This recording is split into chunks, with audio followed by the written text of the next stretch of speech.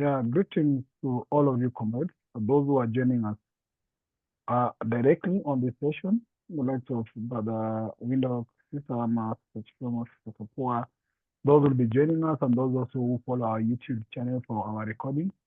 We really appreciate your time and you accepting to spend some of your bundle for the purpose of these classes. So we really appreciate that as well.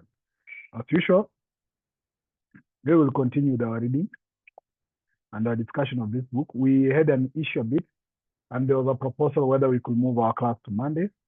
I was still not able to consult more members, but I promised to do so because while I was engaged over the weekend and part of this week, in fact, I didn't realize even Sunday was coming, but I think we still have to engage whether we can move the class on Monday's evening. But I'll have to reach out, as I've said, I have to reach out in person so that we can work out. But the majority proposal was if you can take it on Monday, same time, because Monday is a free time, then maybe Sunday because of other meetings, somebody can be free or somebody can join any other meeting that's available. And then on Saturday, again, we do have a meeting. So that was the proposal. But as I've said, I will get in touch with all members again, those who haven't shared their thoughts so that you can get to know what you think about this. Now, we have been in this chapter 4, which is actually the fall of despot. And we're looking at various factors that lead to the fall of despot. Our last class, we were looking at the surge in corruption, those issues of about economic decline, our investment decline, and today we are basically going to continue the other element. These are some of the indicators of the fall. As Dr. Iti says that the despot or the system can collapse naturally. And some of these issues can lead to that collapse when the system starts collapsing and doesn't work. And those are some of the few symptoms of the fall of despots. And I think in the next chapter, we'll be also tackling something on maybe the strategies as well. But these are things the internal mechanism that leads to automatic failure of the despot. So we'll be looking at economic contraction and collapse. And maybe if time allow, we'll also look at the next subtopic, which is the desperate measures of the despot as well. So once again, feel most welcome. And as usual, I request any of you who is willing to read for us to please do the reading for us from the economic contraction and collapse. Welcome once again, and thank you very much. I'll read if it's okay. Yeah, please go ahead, Sister Tapos. Yes, you are reading as well. Right. Economic contraction and collapse. A despotic regime has difficulty attracting foreign investment or sparing domestic investment, since the prevailing environment, characterized by oppression, brutality, cruelty, absence of rule of law, corruption, and crumbling infrastructure, deters investors, both foreign and domestic.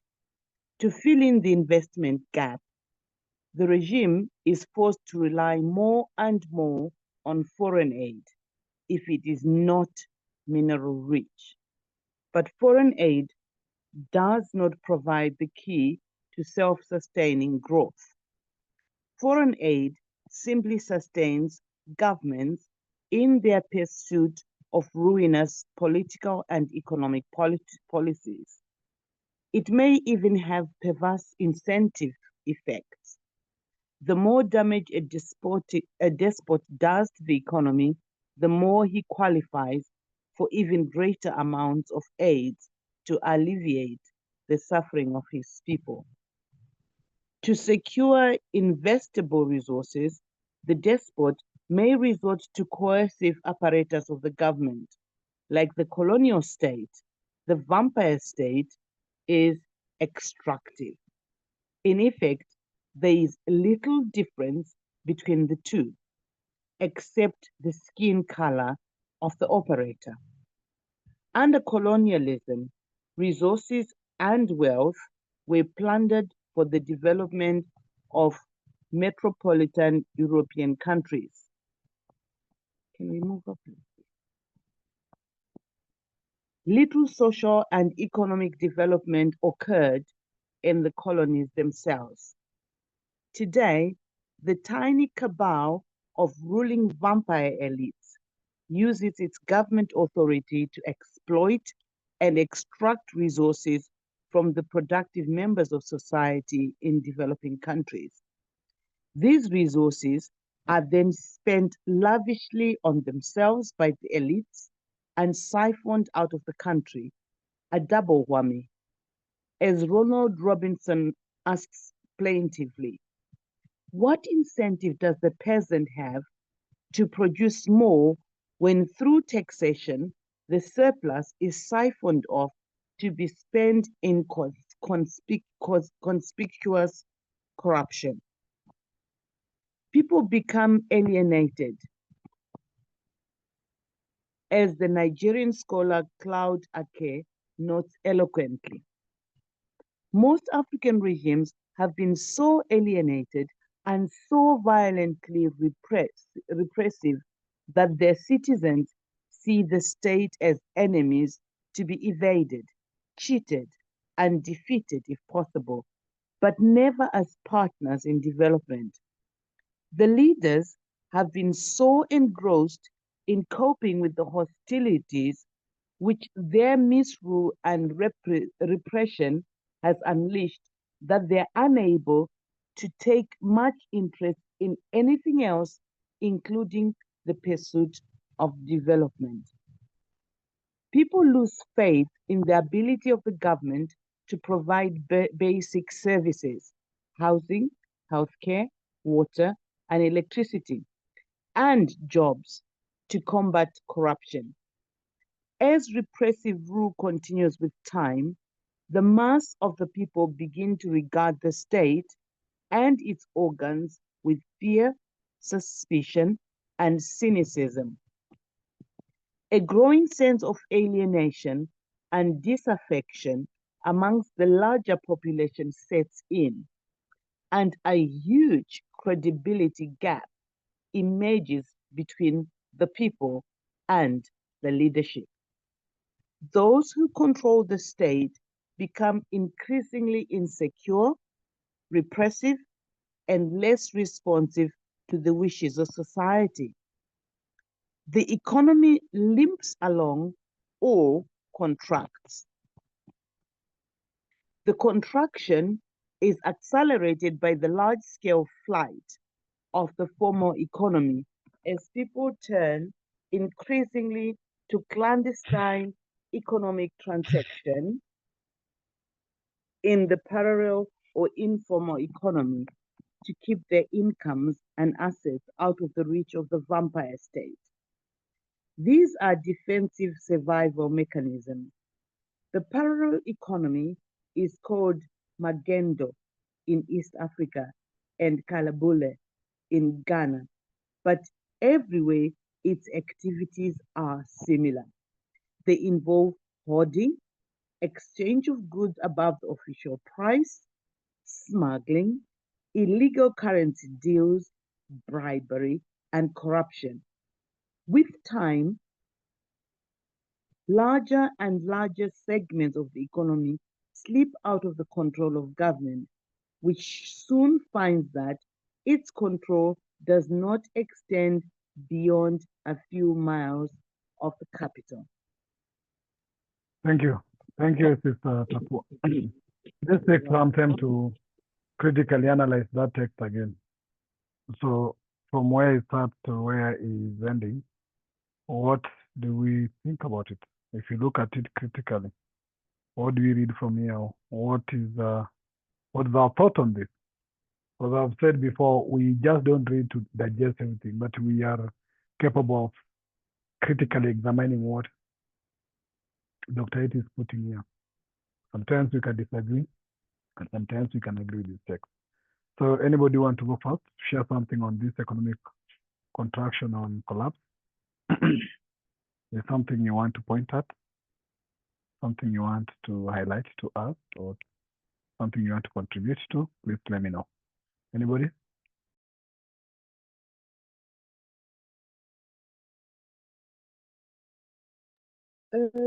If I could start, I think when I read the first sentence, I thought, no, this does not apply to Zimbabwe, but everything else in the text does. Because I think at this point in time, when the African continent has the few minerals that make technology tick, investors are coming in despite or in spite of the oppression, brutality, cruelty, absence of law, corruption, and crumbling infrastructure. Because the first sentence reads, a despotic regime has difficulty attracting foreign investment or sparing domestic investment because of the reasons that were given there.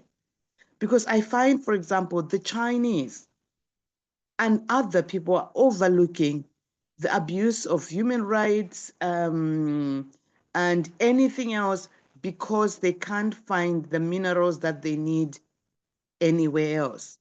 And particularly because of the chaos and disorder and the corruption, they're able to negotiate deals that they wouldn't otherwise negotiate in an organized state or government.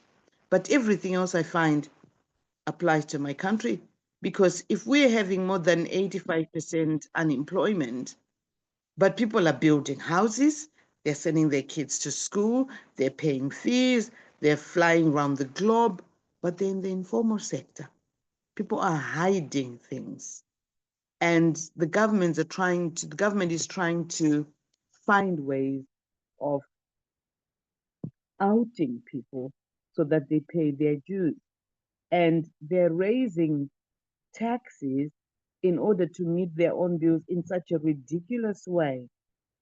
So much that for example, Zimbabwe passport is 170 US dollars to apply for one. In other countries, it's $30 or less. So you have just overcompensatory taxation. I think I'll end there for now. But Sister Tapua, just to catch up with you a bit. Now, when you start by despotic regime has difficulty attracting foreign investment.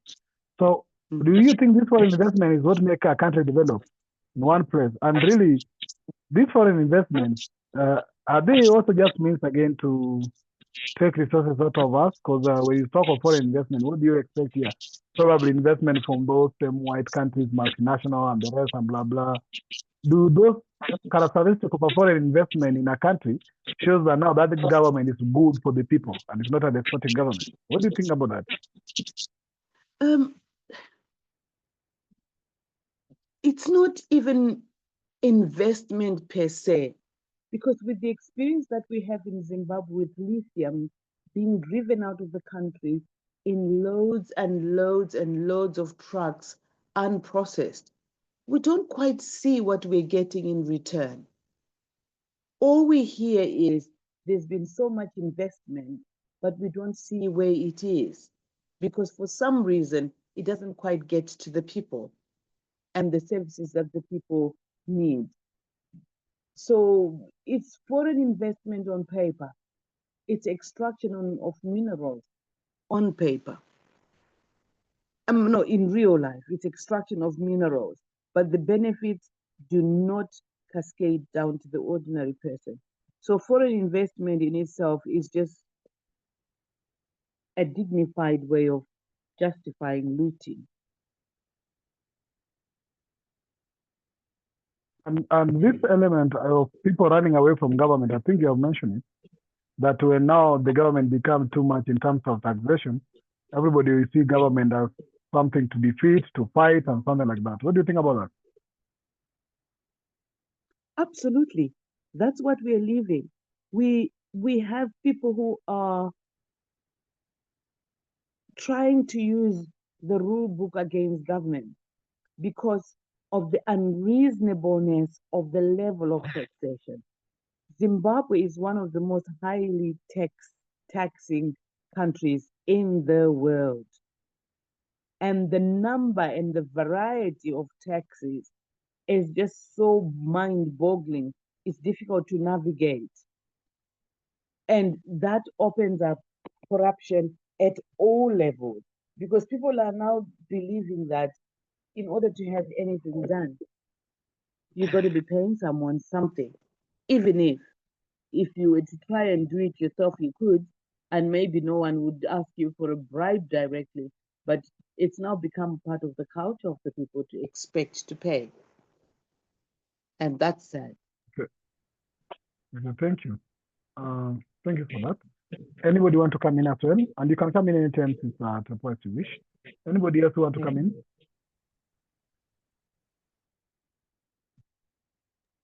Brother Pigeon, Yes, Brother Sawindo. what is this foreign investment that you guys are advocating every day? I'm not advocating for foreign investment. Foreign investment is this thing that comes in your country, plunder all your resources. They get rich, your country remain poor, destitute, and directionless. So the thing to sustain any economy is the small and medium enterprises, because they will go nowhere, and they will take their proceeds nowhere. That money will keep on circulating in the economy, and the economy will grow. So I don't know.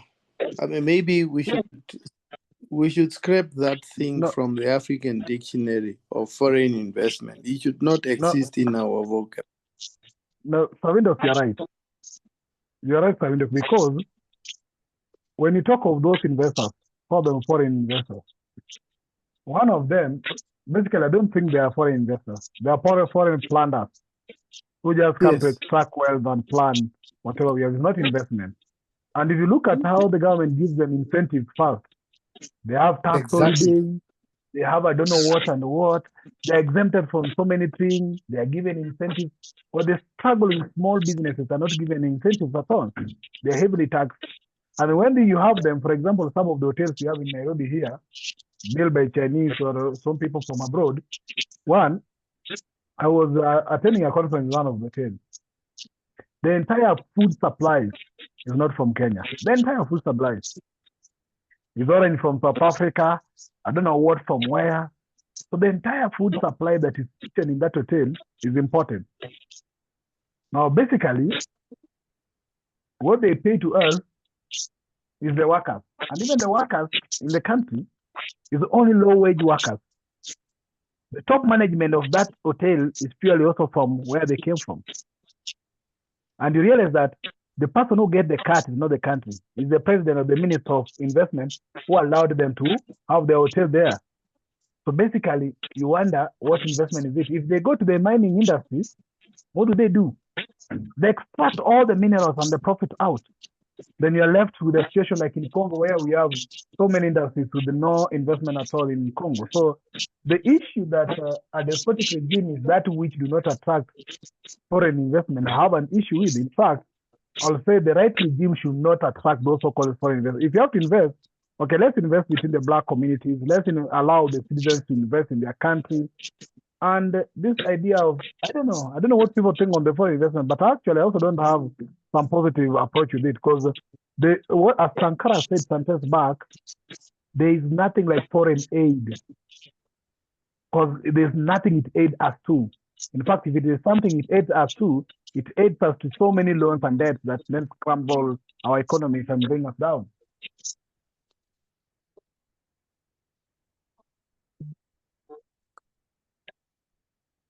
Yes.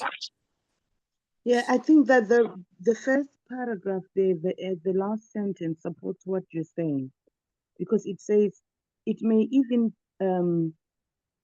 have perverse incentive effects. In other words, the government is even encouraged to be more damaging to its own economy because then they qualify for greater amounts of aid, which they plunder. So there is no incentive for them to improve the situation, because if they improve the situation and improve their social standing, it means there is no aid. And therefore, they become more accountable to the systems within their own government.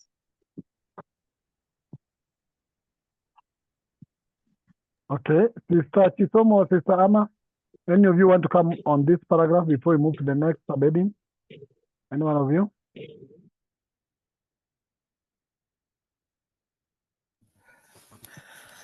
Oh, hi. I suppose I will agree with some of what's already been said by Sister Tapua and others. And my concern is that very first sentence where he talks about Africa is mineral rich. There's absolutely no doubt about it. So that first sentence is incorrect, or that first paragraph. Africa is mineral rich. I have to say, every time we come back to this text, I have a real problem with it. The analysis is so faulty. The issue in Africa is our land and minerals have continuously been exploited, first of all under the system called colonialism, which in parts of Africa was settler colonialism like Zimbabwe and South Africa. And then when we got political independence, a whole lot of what I will call local lackeys then became the new colonialists, neo-colonialism. Our weakness is not the lack of foreign investment. Our weakness is that we have a layer of what I would call, I don't even want to use the term leaders, a layer of people in power who are colluding with external people, foreigners, to continue the exploitation of the land and its resources for the benefit of that small layer in power in Africa. We call them politicians or leaders or whatever, and foreign corporations and businesses. The issue is not, you take, for instance, let's look at the Congo. The Congo, all of these mobile devices we've got are dependent on a whole lot of minerals being extracted from the Congo by children. If these mobile devices were being manufactured in the Congo, then the Congo would be rich. Continually, Africa, gold, diamond, bauxite, oil, our farms, we have lots of arable land. We have tulips grown to come aboard. We have this grown to come aboard, tea, coffee, whatever. And then when the so-called investment comes, what happens is it goes into the purses and the pockets of those in power and their families and their what do you call them, the people who they put into positions around them, etc., which is why you have a situation like you have in Cameroon, where you have a head of state who basically has one foot in the grave. And one of the things that why don't you Pardon? just drag the other foot in? Why don't you just drag the other foot in the grave? No, because the people who are keeping him in power, I'm convinced that guy's even got something like dementia. The people around him are keeping him in power because it serves their purposes. And one of the things that we should do, all of us, is we should look at not just the micro states we come from, but other countries in Africa, to understand that this is a continental-wide issue. It's a continental-wide issue. I will finish there. I've got a question. Yes, Mr. Tapua. The title of this section is Economic Collapse. Is it Economic Decline and Collapse? Yes. And my question is, whose economic contraction and collapse? Because we've been fed an illusion. I'm beginning to feel that we are engaged in a game of wordplay, because we're talking about colonialism. And what was happening in colonialism, we think it's changed to the new colonialism. Why don't we just say we tried to be independent but failed? Because nothing has changed on the ground. Because a government is not a government unless it is in control of its resources. And the governments that we have are not in control of their resources, whether it's by choice or not. Because what is clearly apparent is removing a government, a colonial government, and replacing it with a Black government does not change the basic economic situation. Because if we removed the white racists in South Africa, but the economy is still controlled by the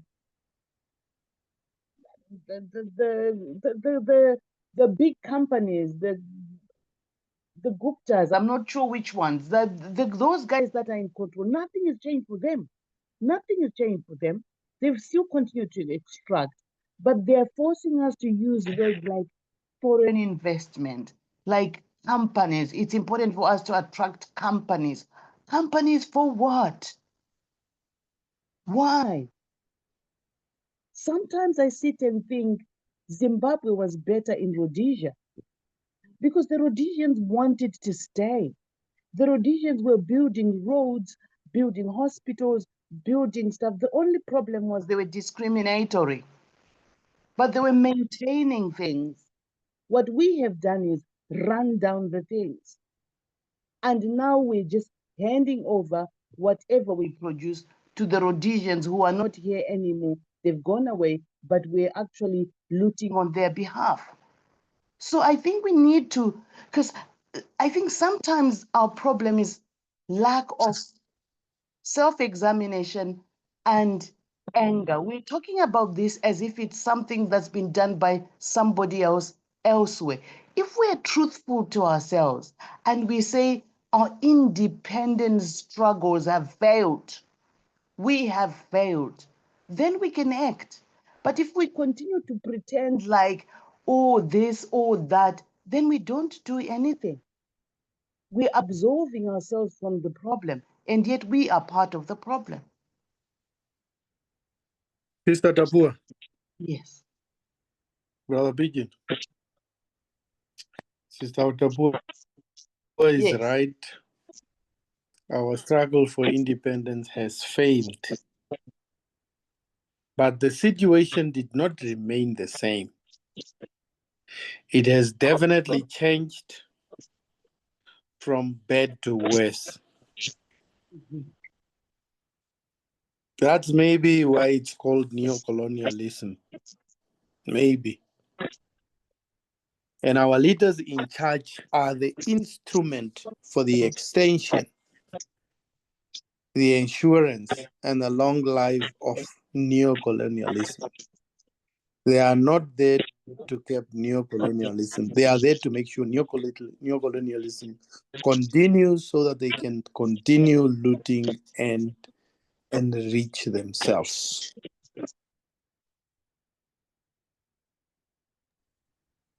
I end there that comment. However, There's a on the sentence text, that, can we scroll up a bit to the paragraph that we're reading? There's a sentence that I think I need to go back to. Thank you. mine is the last paragraph of that reading. Mm-hmm. And that's where the topic of this paragraph, that's why I encountered the topic of this paragraph. The economy limps, the very last paragraph, the beginning of the very last paragraph. The economy limps along or contracts. And Brother Pigeon, Sister Tapua, and everybody else, can we read that paragraph again? And can we find meaning for that paragraph? I don't understand, but it sounds very interesting to me, even though I don't understand it. Okay. I'm going to read the paragraph. The economy limps along or Thank you. contracts. The contraction is accelerated by the large-scale flight out of the formal economy as people turn increasingly to clandestine economic transactions in the parallel or informal economy to keep their incomes and assets out of the reach of the vampire state. These are defensive survival mechanisms. The parallel economy is called Magendo in East Africa and Kalabule in Ghana, but everywhere its activities are similar. They involve hoarding, exchange of goods above the official price, smuggling, illegal currency deals, bribery, and corruption. With time, larger and larger segments of the economy slip out of the control of government, which soon finds that its control does not extend beyond a few miles of the capital.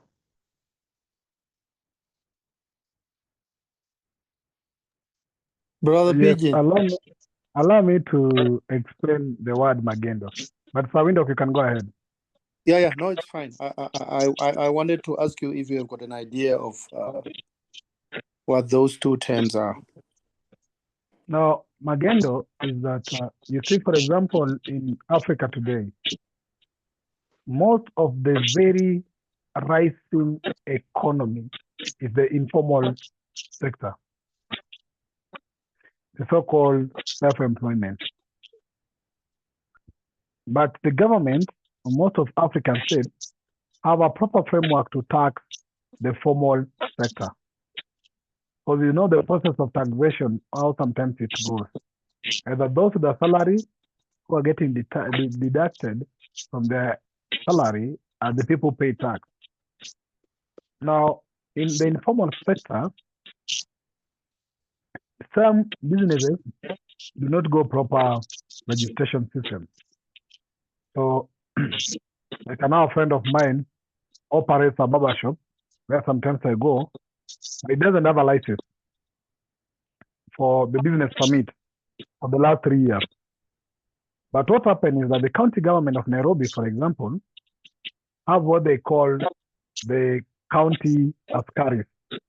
Those are the police, the people collect tax. When they come to the shop, every week they pass by and collect some money, around 50 shillings, less than $1, from every shop that either is not actually having a business permit. If you calculate the money they collect on a weekly basis, on an annual basis, is equivalent to the amount to pay the business permit. Which means these businesses sometimes don't end up paying formal tax, but either pay the money that's collected to the county government as equivalent to a business permit fee. Now, this money, sometimes nowadays I've seen they're using M-Pesa.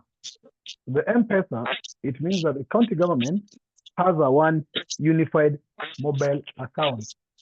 Now, with the mobile account, the money can be sent from the shop directly to the county government mobile account. Now, when it gets to the mobile account, the county government can receive that money. Now, when that money does not get to mobile account, and it goes sometimes to private hands in cash, then you are not sure whether that money reaches the county government. Now, the informal sectors in most of the countries, do not have a proper framework for their taxation, which means the government cannot trace their profit they make, and they don't have a proper way, for example, to pay taxation. I'll give you another example. In the transport sector in my country, the bus drivers who drive the public service vehicles, do you know how they earn their money? Is that once you take people to the city, you go for maybe, for example, some 6 trips to the city, you pay the oil, the fuel for your vehicle, you pay the owner of the vehicle, and the rest of the money that you get from what people paid for transport is what you pay yourself as salary. Now, this is a cash money or even an M-Pesa money. That money is not actually taxed anywhere. We do not go through a proper taxation system. Now, these people make daily something around 20 to $10 to $20 per day as drivers or conductors. And that money do not go through proper system of taxation. There's no proper system to tax that money.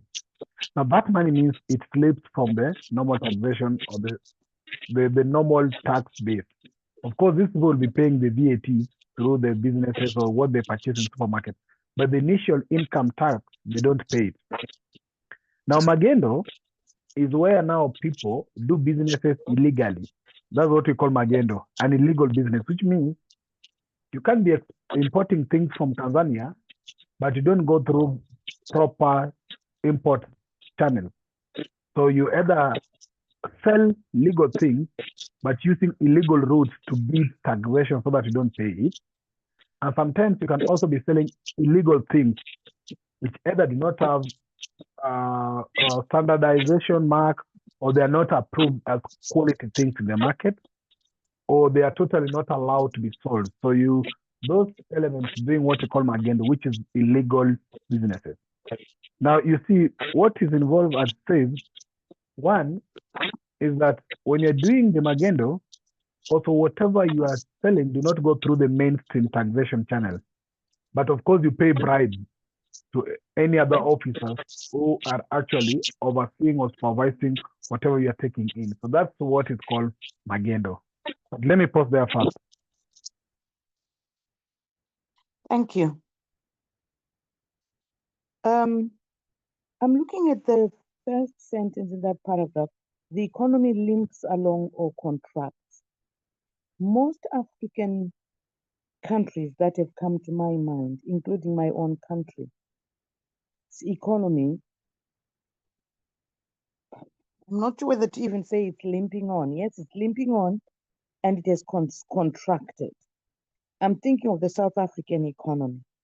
And once the contraction takes place, people have to continue living. In other words, you've got to find ways and means of paying for what you need. And the next sentence, the contraction is accelerated by large-scale flight out of the formal economy. This means that people view the formal economy as the enemy.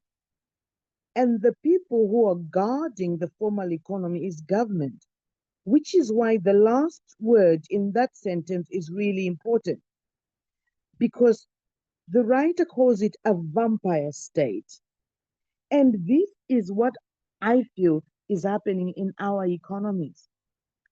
Because particularly in Zimbabwe, I feel that at independence, we did not review the laws. I think I've mentioned in this group before that the Rhodesian regime aims to have something like apartheid, where the Africans lived on one side of the town and the Europeans lived on the other. If you wanted to cross lines, you had to have permission to do so. You could not come into the white area to sell things. The same thing is happening because then vendors in our towns are not allowed. They're chased by municipality police everywhere. And the municipality, city councils say they've tried to put marketplaces where people should pay rentals and so on. The rentals are unreasonable, which alludes to the vampireness of the activities, so that there is no partnering between the citizens and government.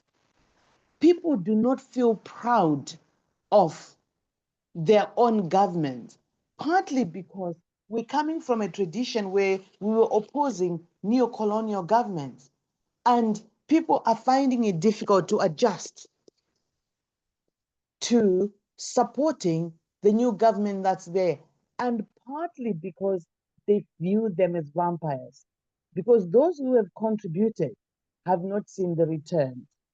I'll give you an example. In Zimbabwe, taxation has always been responsive or reactionary to circumstances. Civil servants and those people with pay slips were coerced into contributing an AIDS levy. You know, when we had the problem with HIV and so on, when it was prevalent and scary, it's still on people's pay slips and they're still collecting money. Although we now have ways of dealing with this issue. In Zimbabwe, when people started using mobile money, payments, and mobile phones, the government put in a law to say a tax had to be imposed, and this amount of money, this level of tax, I'm not whether it's 2% of the incomes of the companies running mobile phones and so on, was supposed to go to hospitals and hospital development and so on.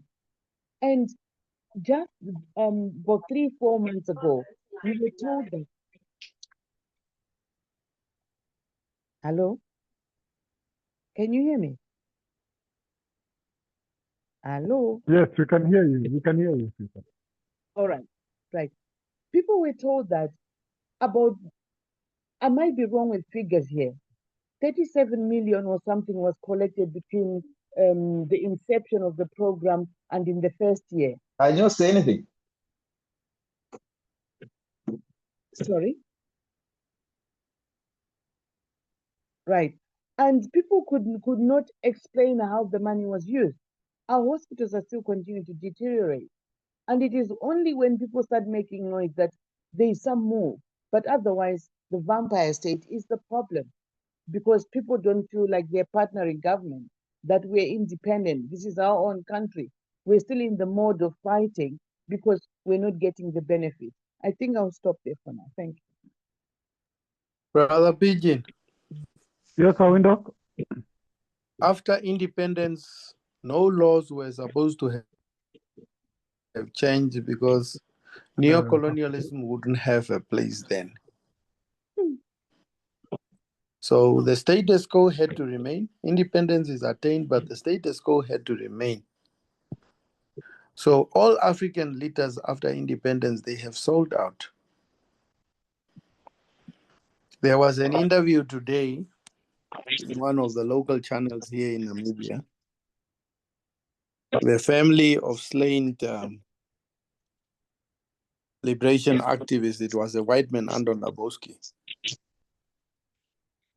And these people allege that our president, Sam Nujoma, was on the payroll of both South Africa and America, against which he was reported to have been fighting.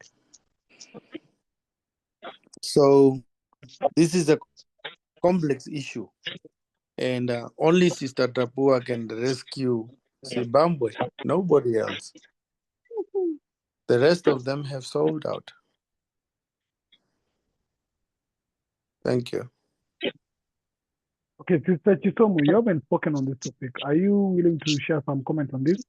And I know you have also been joined by Brother Coco. Sister Chisomo? Yeah, the whole thing is just so sickening, and I don't know.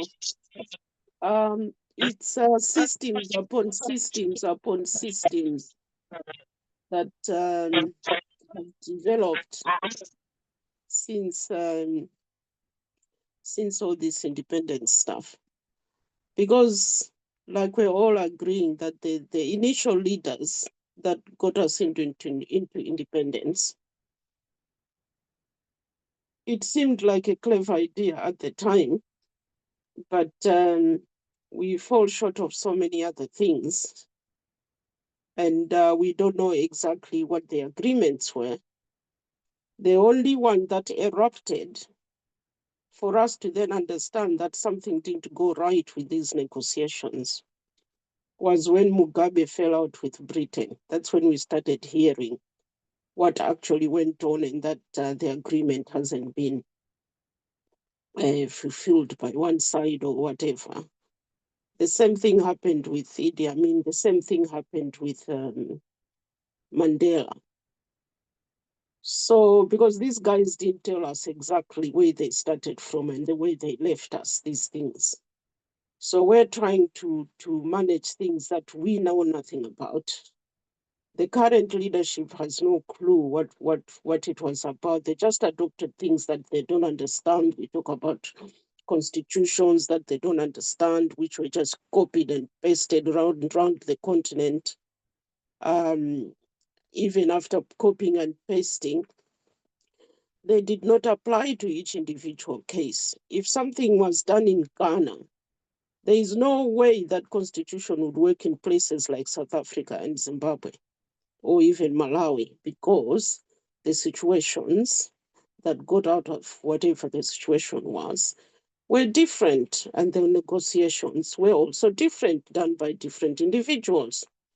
So we end up adopting all these systems because we think that the white system was a clever system. So as a result, we maintain it because we didn't have our own system to then carry up a plan B or an alternative to what these guys were doing and whatever. So we just thought that was an educated system. So let's keep it on. In Malawi, they tried to change it around 1994. And because, again, they're changing things they don't understand, they just made it worse. So whatever they came up with just made things worse. They still don't understand it to this day. And they tried to manipulate. And because it was done by what I now term as criminals, these guys are just criminals and thieves. They made sure these things are suited to whatever ruling that they want to do to run through the country. So different systems are building. So the white man had a system. We then tried to do another system, which makes it worse. And then the first system excludes the ordinary man. The second system, which is supposed to be independent, still excludes the ordinary man. So the ordinary man sees that he's still being excluded. Whichever system comes up, whether it's foreign aid, whether it's aid, whether foreign investment, the ordinary man is still being excluded. So now when the ordinary man is being excluded, he builds his own system. So you find that what we now call the formal sector, which is mainly the ordinary man in the street, who is trading, like I've described before. I'll give an example of the kind of trading. They walk around with one item. One will have a short, one will have a pair of shoes. So they walk around, or Sasa, why do they walk around with one item? Or they walk around with one item because, like Tapua said, they'll be chased away and chased away. They are not allowed to trade, right? And when they're allowed to trade, well, in my country, they're not allowed to trade because we don't even have the markets for them to go to trade these things. And if they do, they are just shacks that they build themselves. They'll just take straws, build some kind of roof, plastic papers, build a wall. Those are the kind of markets you'll find in Malawi, right? And then they'll be asked to pay stuff that they've built themselves to pay. And obviously, they're not going to pay. And the reason why they won't pay either, they see the criminals at the top looting and looting and looting and looting. Of course, there might be some external people, but they use also those external people to facilitate the looting. They loot and loot and loot without care in the world of what's happening to everybody else.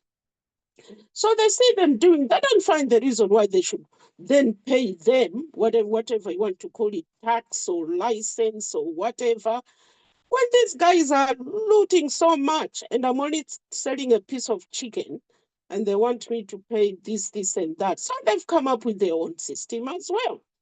Then you have the civil service, which does not trade, which does not aid, which does not, they only depend on salaries. They only depend on salaries. They'll be lucky if they get paid. Then they build their own system within the government. And they are the most notorious ones because they are not elected. They are put in these places. We don't know how they recruited or how they get these jobs. They too have come up with their own system that's separate from the politician, that's separate from the informal sector, that's separate, which is so notorious, and it's crippling the contraction you're talking about, crippling the country like mad, because nobody can do anything about them, because they're the ones who are law enforcers, they're the ones who run the government, they're the ones who make the policies, they're the one, they can just ransom everything, they can just stop anything. The leader will complain, oh, but it's taking 5 years to build these things. Why are you not doing? Nobody will respond to him. The leader will just sit there, talk, talk, talk, talk. There is nothing he can do about the civil servants until the day they will be sacked. But who is going to sack them? Because they too are operating a different system up there. And these guys are like, if you do this to us, we're going to do that to you. So nobody's there to even sort out anything. So the people at the bottom have got a system. The people in the middle have got their own system. The government officials have got their own system. The politicians' own system. The judiciary, their own system. And it's just conflicting and conflict. Nobody's prepared to sort anything out. I rest my case. Oh, another very interesting, very sad situation. You've actually summarized everything as you've been talking from all of our I aspects. don't even bother with the Mzungu because I see what my own people are doing. Okay. We might get to the next reading and then we just close it there. So we share Jared, whatever you have not captured there, because I see the next reading also still focus on the investors and everything else. So probably we can do the next paragraph, then now we can allow other members also now to contribute to the 2 paragraphs or any of the paragraphs that will be open to us. I don't know. Mr. Tapo, what do you think? It's okay. It's just that I had I wanted to You can follow you on can what- you can say it and then you read the next paragraph. All right, okay. Because for me, I'm now beginning to ask who determines what's formal and informal? Because those labels themselves express a negativity. So what we are saying is when people are trying to resolve their own problems in the best way they can, because they found themselves under a vampire state, they're labeled as informal when they're majority. They're actually the majority. They're actually the enterprising people who are going out there to find a solution for their own lives. Versus those people who are trying to perpetuate the exploitative system. Because I think we're forgetting that what we're dealing with is a very clever system. The Europeans set up a mindset, they set up a system, they pretend to have left, but they haven't. Because they've left in charge people who are making sure that their system continues and thrives. And yet we blindly have been convinced that for some people, it's a race thing. Oh, Black people are now in charge. Oh, Zimbabwe has taken back the land. Oh, this, that, and the other. When in actual fact, we are ants in a box that are fighting each other because someone has shaken the box. And we forget about the box. This is why I wanted to say I'm following on my sister's comment that she's forgotten about the Muzungu. I think we need to remember the Muzungu at the back of it all. Because our brother wouldn't be going this mad if this Muzungu wasn't there. Well said, But sister. then it's different in different countries. If you look at Zimbabwe and Malawi, it's a completely different setup. We didn't have as much Nzungu as you have. You still have them today. South Africa still has them today running the country. Even in the government, you have MPs, you don't get that in Malawi. You don't. In fact, depending on the leader, you might even go through the whole country and not meet one Mzungu. Yes, but it's not, that's what I'm saying. I'm saying the Muzungu is not here in person. In Zimbabwe, there are people who have not sat down or met a white person. But the systems that we're operating in are aiding the prosperity of the white person.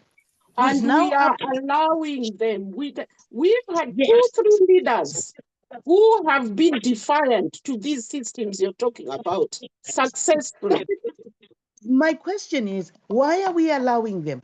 Because we go through the education system that tells us and attunes us to being European. The people, that's why, for example, America and Norway and everybody else is keen to offer scholarships because they take the brains of the continent, make them aligned with their wishes, and bring some of them back home. And even the current leadership takes its children out of Africa to learn about how to be white and how to protect white interest. And I think this is where we're missing the point, because we need to remember them. We need to remember that there's somebody controlling the puppets. True. The person controlling the puppets. Because what's happening now is we're fighting each other. Because dialectics and the fact that we were occupied by different people, different countries, and to different extents does not exclude the exploiter and the colonialist. But my point is, very well said, Sister Tapua. You should be able to say no, and it's possible to say no. We've seen Traore doing it. So if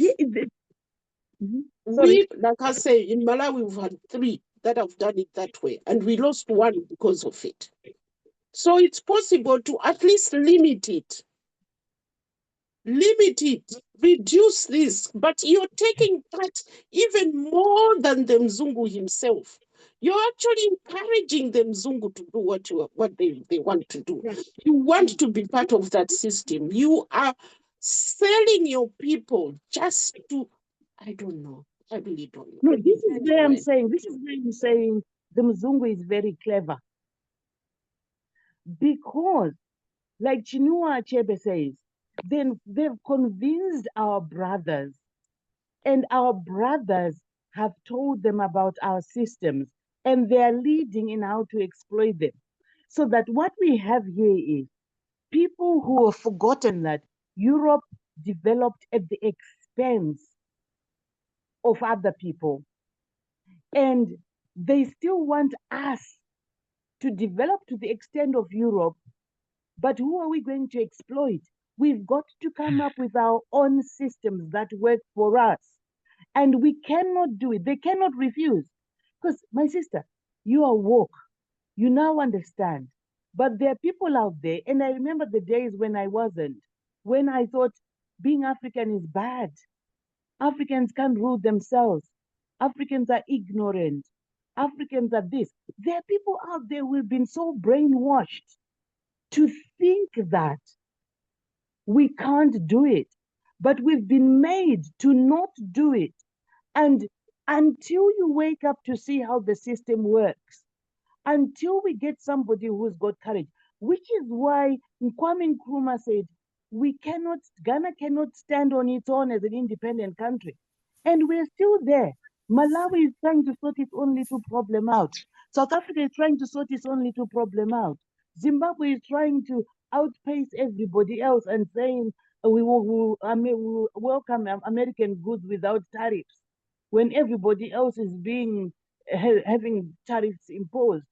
And This Sister is where Tapua, on that point alone, who is causing that problem? Is it not our own leaders who don't want to come together because they want to enrich themselves? They don't want to be controlled by the next president next door, or by Okay. the system next door, or by the region. Okay, can I come on, please? Yes. Yes.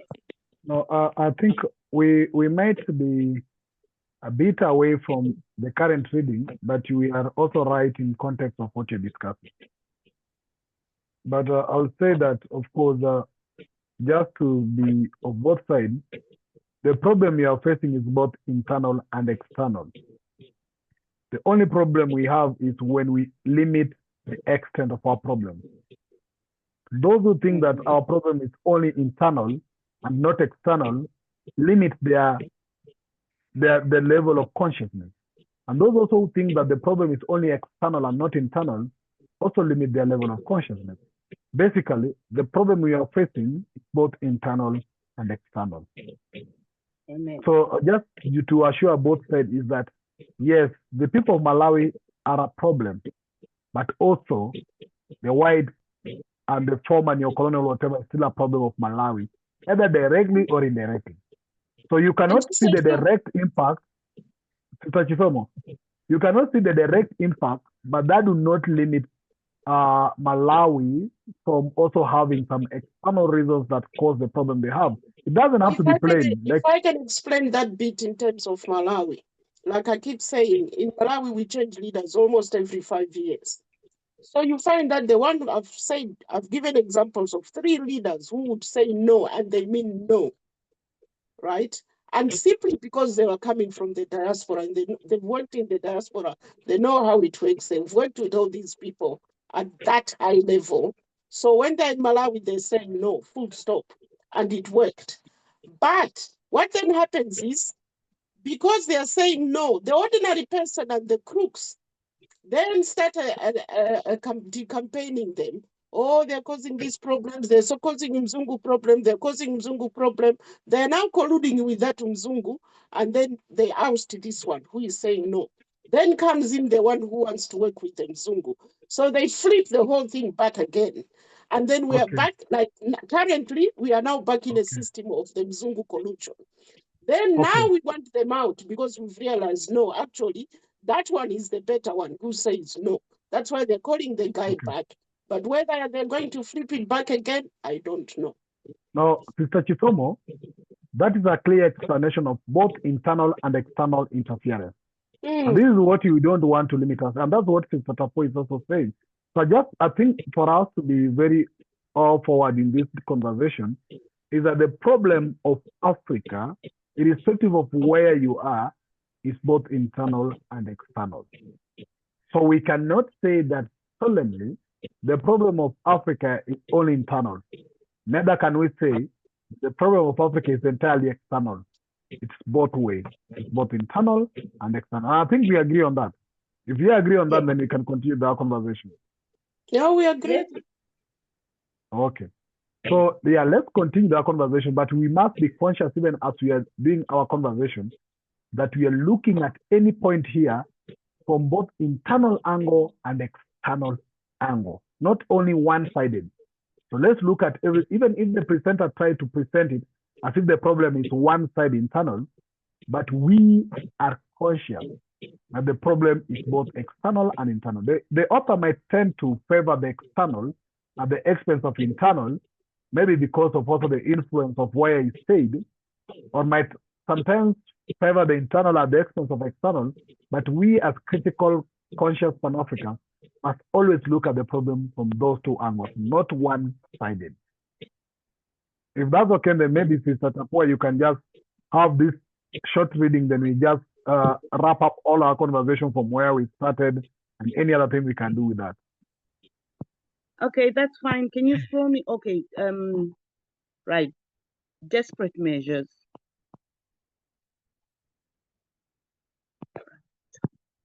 Right. As investors flee the country and the wealthy secretly transfer their wealth out of the country, the economy begins to collapse. Jobs are not being created, and unemployed youth become restless. Government revenues begin to shrink because of reduced economic activity and tax evasion. Meanwhile, government expenditures are exploding because of costly subsidies, waste, inefficiency, and corruption. Budget deficits balloon. Desperate, a despotic regime is forced to either dramatically cut costs or find additional resources to maintain its support base.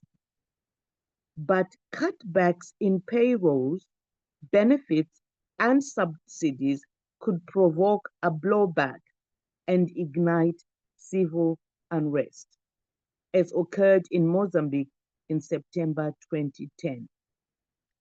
Cuba faced this prospect in September 2010 when it announced it would lay off at least 500,000 state workers. The plan was part of President Raul Castro's pledge to shed some 1 million state jobs, a full fifth of the official workforce. To stem civil unrest in Iran, a senior cleric, Ayatollah Ahmad Jannati, warned that Iranians would face economic hardships in 2011 when the government phased out the 100 billion it pays to keep down the prices of essential goods.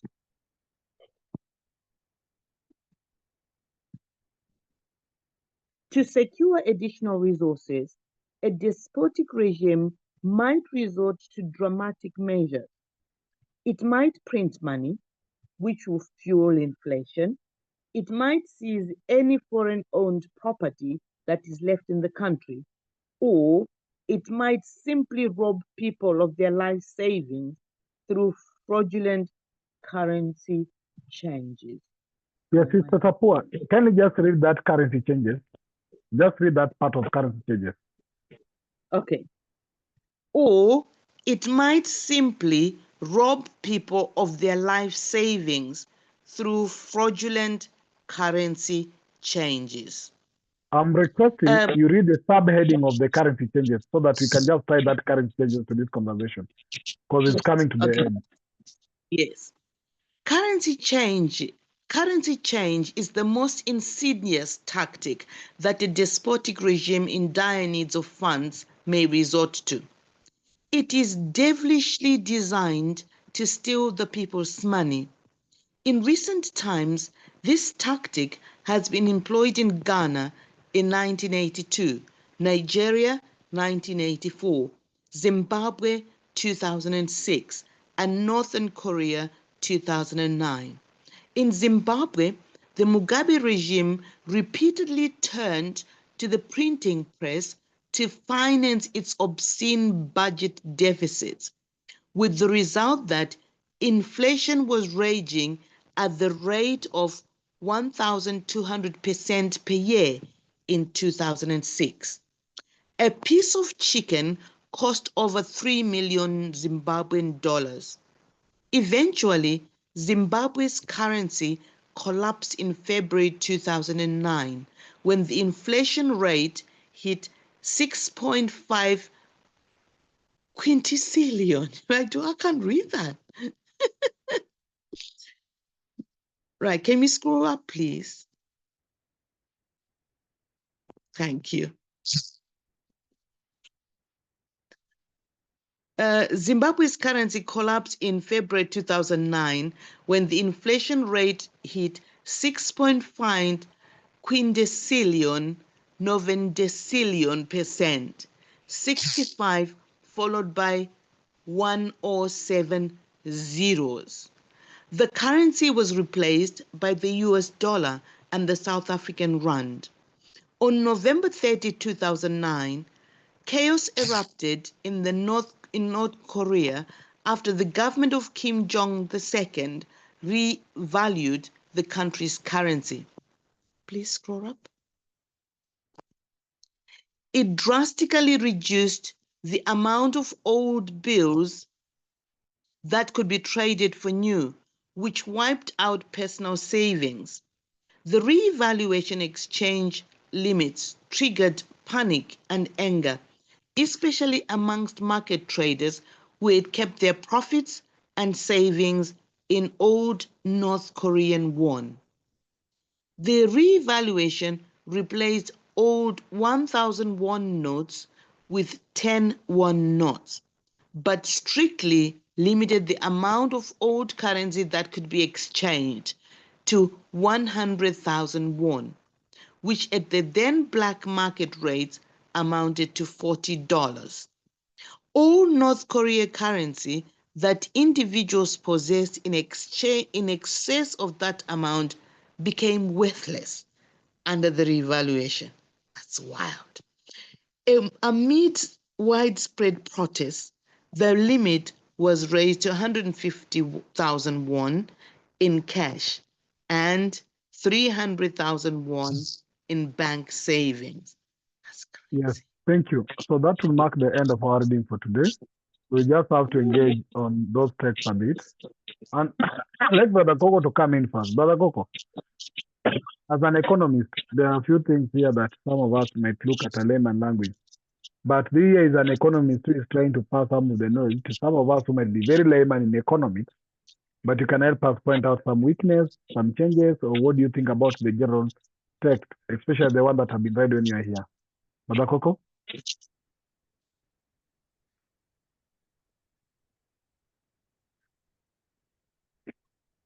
Brother Coco? Yes, brothers and sisters, Mhm. did you hear me? Yes. Wow, I came here. I just wanted to listen to people farming their thoughts, but now I find myself in the midst of it. It's really interesting. It's an interesting analysis by Professor Aite, as well as all of you guys here from what I've heard tonight. I think the basics of it here is for us to remember what are called price ceilings. Price ceilings are the limits that we put on prices. So if we have an exchange rate and we say the exchange rate has to be this much, we are saying no matter what, that's the price at which our currency sells. That's what the government did in Zimbabwe when I went there in 2004. But what that led to is we don't want that because we think the Zimbabwean currency is overpriced, for instance, right? If it's overpriced, we start looking for people who will give us a better rate.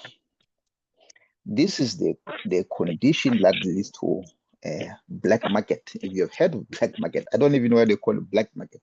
Why does it's not called white market? Because they are the ones who are always coming up with things.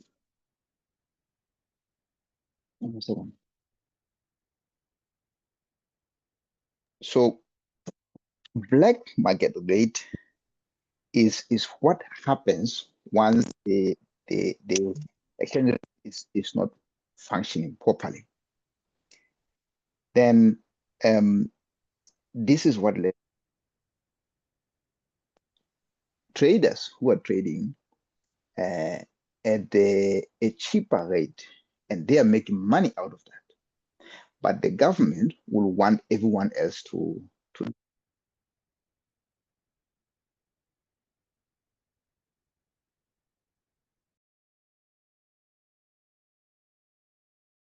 Brother Coco? I can't hear you from my side. Brother Coco? Okay, Brother Cook is muted. Okay, Sawindok, please come in. Yes, I just wanted to add something small. Why black market? I don't know in other parts of the world, but in Namibia, I haven't seen whites trading on the black market. Maybe that's why it's called black market. Okay, Brother Coco, go ahead. We lost you a bit, Brother Coco, just to let you know.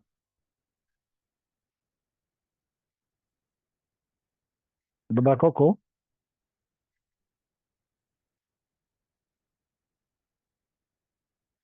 Brother Coco?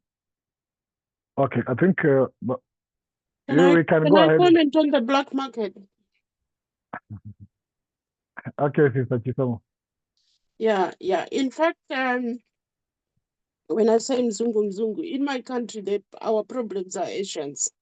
And the whole currency thing, the whole black market is run by the Asian community in collusion with the black criminals. So we have a foreign currency problem in the country. In fact, local currency problems in the country because they have just messed it up so much, so many tricks. It has become so complex and unmanageable, much to do with the Asia. You can only change money from Asian bureaus. You cannot change money in the bank. In fact, most of the banks are owned by Asians anyway. But you can't go in a bank with your £10 to say, oh, can I change this money? They'll tell you we do not change foreign currency here. You have to go on the high street bureaus. And then you have to go on the black market. I won't go into details as to how our black market works, but it's so designed to just loot and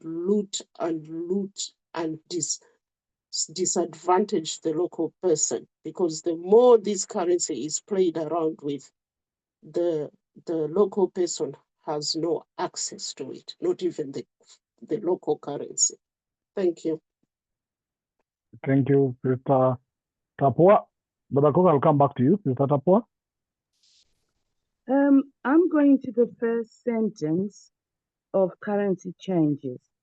It reads, currency change is the most insidious tactic that a despotic government in dire need of funds may resort to. It is devilishly designed to steal the people's money. Zimbabweans have been robbed blind by this government. To start with, I think it was 2007, 8, somewhere there. In fact, it started in the year 2000 because I remember I had a foreign currency account. And one day we woke up and we were told, your money has been replaced by the current Zimbabwean currency. And we've given you this rate, which was far below what the international market was for the money. And there was no question discussed. You just simply lost money. I contributed to the government, it's called NASA, National Social Security something. I contributed before I went out of the country. And when I came back, trying to find out where my pension was, I was told, oh, yes, we've got your name here. But when we changed currency in this year, you lost all your money.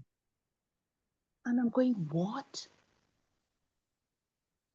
I'm getting to retirement. My calculations are saying I worked most of my life in my country and I'm expecting some return or something to leave off. The pensioners were the hardest hit because they lost everything. You even had the old mutuals and the insurance companies, foreign insurance companies, claiming that they'd lost money, when in actual fact, as they were collecting pension contributions, they were investing in buildings, they were investing in a variety of instruments. They were not keeping the cash under their beds. And then they turn around and tell you, you have nothing. We have destitute retired professionals who have nothing. People in Zimbabwe, some people are not even going to collect their pension because it costs them more to travel to get the money and then to change it into a currency that they can use. Because if you're given in local currency, no one is accepting local currency except US dollar, although the government is against the law. There's change problems. We can't even find the current Zimbabwe ZiG. It's not available. You can't get it. We can't get change. Nobody wants the money. We have, as pensioners, we are given ZiG in our swipe cards, but nobody wants it. You go around town trying to buy food, you can't.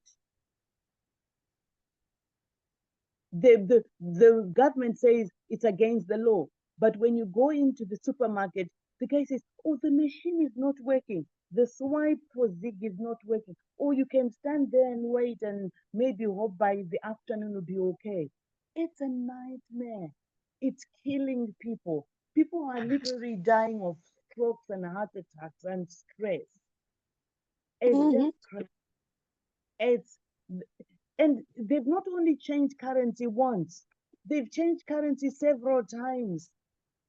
Right now, I'm sitting in my mother's house and I have notes that my mother did not want to part with because she kept saying, I looked after chickens and sold them. You mean all this money can't even buy one chicken? And you are faced with elderly people who are crying. My sister, who's in Seattle, doesn't want to come back to Zimbabwe. And she thinks I'm crazy because you have to face all these people. And I'm one of them. Maybe I'm better off because I've got a little pension elsewhere. But people are here, my teachers, doctors, nurses, everyone, I think I better stop here. Thank you.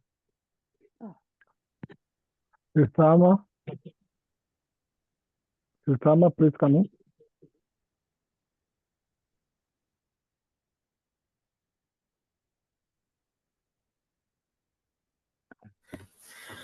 Sorry, I was trying to unmute myself. I don't think I have anything to add. No, at this stage, I don't have anything to add. Okay. Brother Coco, please go ahead. Apologies, I got distraction earlier. I couldn't finish what I was saying. But it helped me because I was able to listen to both Sister Chisomo and Sister Tapua. Sister Tapua, my heart goes out to you and my beautiful Zimbabwean people. I have been to Zimbabwe many, many times. And on all of my visits in Zimbabwe, I have nothing but nice things to say about the Zimbabwean people.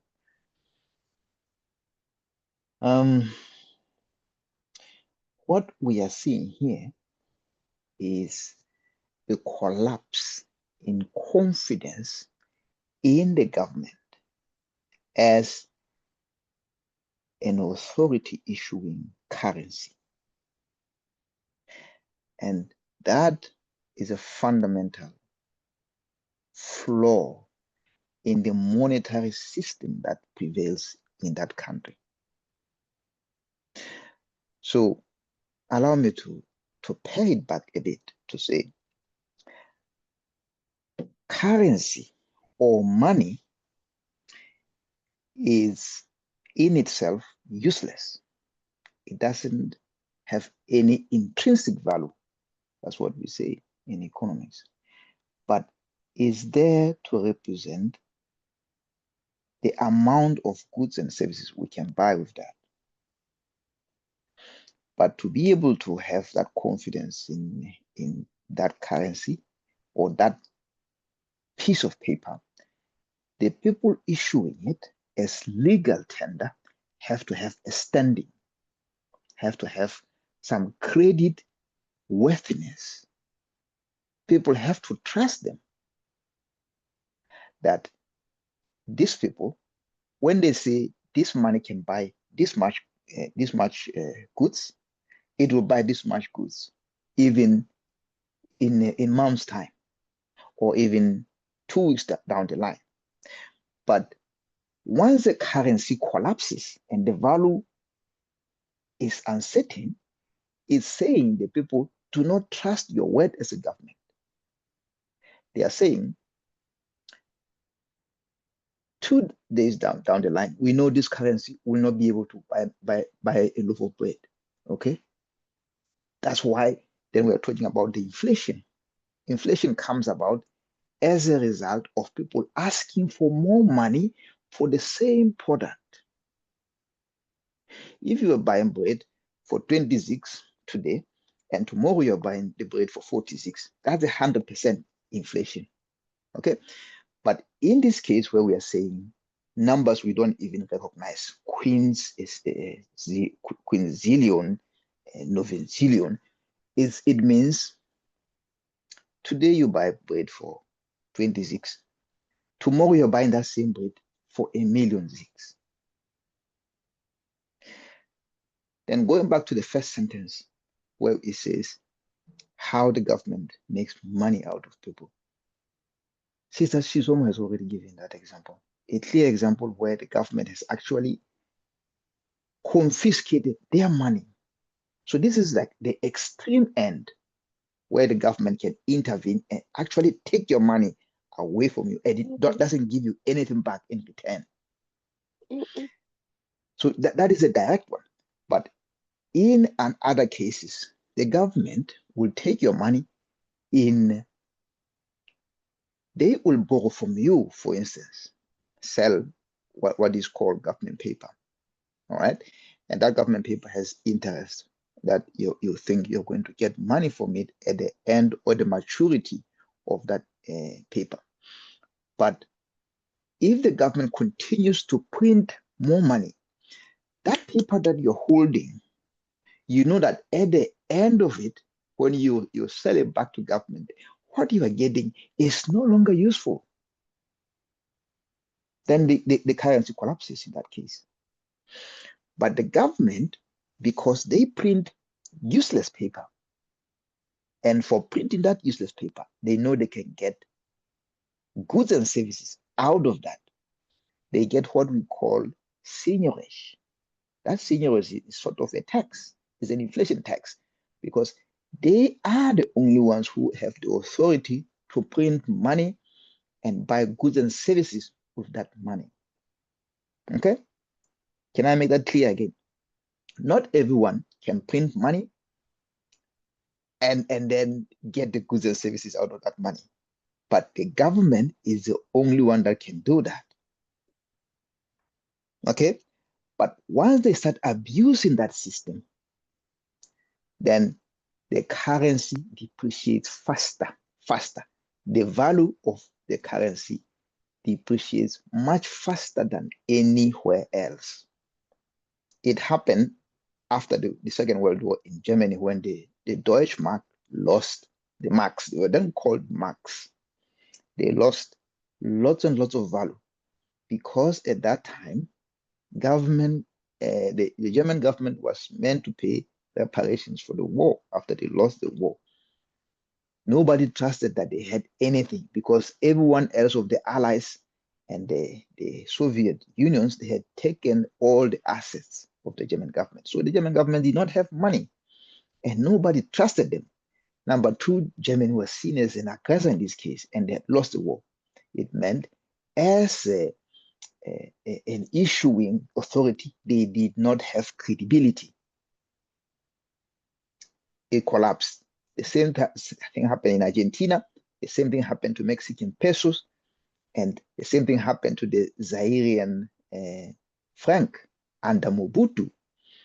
because Mobutu, when he finished milking the mining firm, then he went to the central bank and printed money. And it's highly likely to happen everywhere else where the government uses the central bank as a printing press. Because in that case, the central bank is not producing anything except that paper. All right?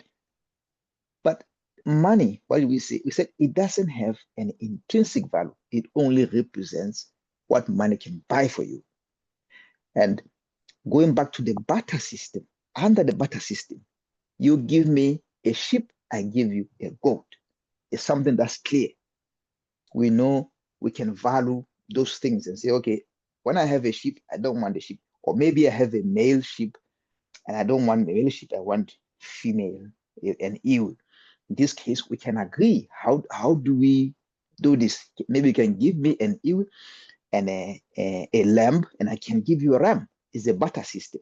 But because barter system is difficult to implement, because you have to find someone who is willing to give you what you want, all right? So they are what you call search costs. And it can take time as well. That's when they introduce money. And money has to have, it has to be divisible, it has to be portable, as in it can carry it around easily, and it has to have value, all right? And it has to have value over a longer period. So in this case, where the Zimbabwean dollar has lost money, it's lost those features of the currency now. It's just paper. It comes paper, you can use in a toilet. That's why people will want the US dollar. They want any other foreign currency. I know Sister Chisomo said the Asians are doing this, but those Asians will come in where confidence in that issuing authority has collapsed. Then anyone else who wants to make quick money can come in there and precipitate the decline. In short, they accelerate the problem which was already happening. They don't create that problem. We create the problem as a Zimbabwean people, as a Zimbabwean government, because we don't give people that confidence that we are trustworthy, that we are not going to print money. Then there is something else here which is called the demand and supply. Under the demand and supply, the law of demand says the higher the demand, then the lower the price.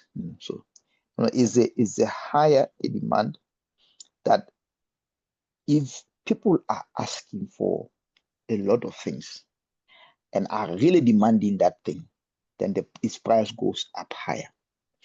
But if not many people are asking for that thing, its price goes down. So in this case, the Zimbabwean dollar, not many people are asking for that. Hence, its price will collapse. So there are many, many ways that I can help you to understand this, but I'm trying to simplify it as much as possible. But at the same time, realize that the government is the most powerful thing, but at the same time, it can be the most lethal thing to its people if it's not used properly. Because there is that sovereignty, and if that sovereignty is not protected, not cherished, then it becomes a weapon against the people. Am I clear? Please. That's exactly my point. Thank you. All right. So I know Sister Thank you. Chisomo, you mentioned the domestic players, and I am sorry, I have to remind you that is what they do to us. They always use them as a distraction. Okay? They use them as a distraction. Just look at the case of South Africa right now. South Africa, they will say, oh, foreigners come in and they take our hard-earned taxes. They use our healthcare, and they don't pay in that healthcare. We, as the South African people, we are footing that bill, right? You understand that. But they don't tell you that actually the foreigners who are taking the booty out of South Africa are those straight-nosed guys with some hair that looks like corn, the corn thing, or the Chinese, or other foreigners. But they are telling you it's your brothers who are cockroaches who are coming in and taking your resources away. What they are doing is distracting you from the real problem. Because then you have a source of anger, a target, which you can use to target your anger at the people, the poor masses of the Zimbabweans who are coming there looking for livelihoods, the poor Basotho people who go in there looking for livelihoods. Yeah. Yes, brother. Yeah, we have to bring this to an end here because of time. And I really appreciate the expertise you've been giving. Probably if we could have you next time, you could be able to expand on us on this area of economics. So with us, we are looking into the angle of the collapse of the despotic regime. And Dr. Eti says sometimes the system falls automatically. You see, some of these things that go on, which you're trying to explain, is the internal fall of the system, you see? So now things are starting to go down, you see, internally. Without even the protest bringing down or what, the system itself starts crumbling, you see? Sorry to interrupt. My apologies. I have to go now. So I'm going to say good night to everybody, okay? Good night. Thank Okay. you, Sister Amma. Good night. So yes, thank you, Sam. I will notify you whether we are moving it to Sunday or to Monday or Sunday as well. So there's a Okay. discussion. So I'll get in touch with you via inbox. Thank you. Bye-bye. Yeah, Okay, you're bye-bye. right. My Sundays are usually really tight. I do initiation classes with teacher mentry. But if it's Yeah, another so day, we can talk about it. Yeah. so we are actually planning to move our classes on Monday sometime. Just Okay. that Monday is the best for me. reach, Yeah. we'll be able to reach majority of us. Some of us have already confirmed that Monday can work for them, but I'll still have Yes. to reach out to the likes of Sister Sapua and also some to confirm for me whether Monday can work for them instead of Sunday. So Thank you, as brother. Sister Sapua, you want to say something? Monday is fine. Okay, thank you. So, comrades, we will continue this study next Monday rather than Sunday, and I'll send the notification in advance. But let's look at all this to understand how the system sometimes collapses internally. We may not agree or disagree with the word Dr. 80%, but ours is the analysis that he gives us as a foundation to start our argument. So whatever text is providing is actually a foundation for us to build on, whether we criticize it or critically examine it. So with that, comments, permit me just to bring this meeting to an end, and let's meet again next Monday. If that's okay with that as well.